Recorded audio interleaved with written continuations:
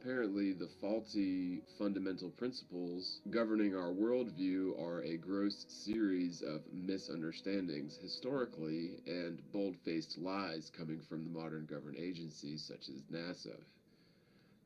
I've just stumbled upon another astonishing observation of astronomy which completely discredits the heliocentric model and proves it as incompatible with observable reality. Really, Morgile? Go ahead, let's hear this amazing piece of evidence. If you look at the heliocentric model, you'll notice that Mercury and Venus are allegedly closer to the Sun than the Earth is. Agreed? Or their alleged orbital path is tighter round the Sun than the Earth's alleged orbital path. If you look at the diagram series here and understand some fundamental principles which are never really considered that much in the heliocentric model, it's indeed irrefutable proof that the heliocentric model doesn't work. So here are the basics. We can obviously never observe the planets during the daytime, as they are too faint of lights, so we simply should never see Venus or Mercury from the ground, period. We can only view the sun and moon during the daytime, but these two planets would always be on the day side of the Earth forever, no exceptions. From the time the sun rises till the time it sets, the sun itself renders the sky a reflective blue, impenetrable to all starlight, and of course, we can only see the sun and the moon during the day.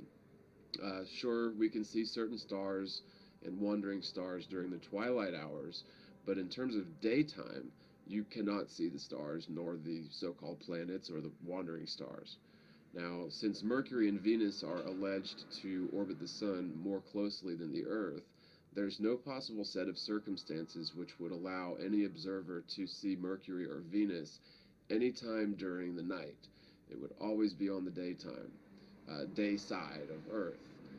Mercury and Venus would always be aligned to that day side or inside of the path of orbit of the Earth and would therefore never be visible at night, according to the heliocentric model itself.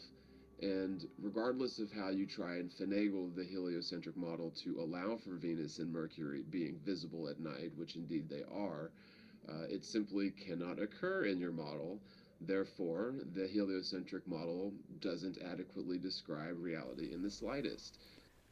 Let's take a little look at planet Morgile. At midnight, if we just draw some lines to represent our horizon, we can see that these lines intersect both the dawn and the dusk segments. This means that on planet Morgile, at midnight, we will see both dawn and dusk, even though the sun is nowhere in sight.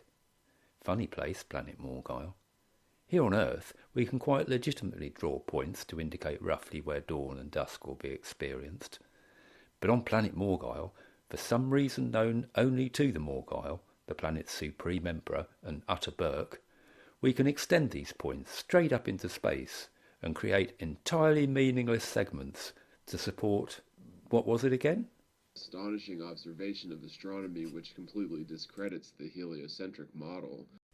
Hey, Morgile, I know I'm only an ignorant globehead, but perhaps you can explain to me how just before dawn, when it's still supposed to be dark, nearly half the sky is lit up daylight blue, and in precisely the segments that, in your diagram, encompass both Venus and Mercury.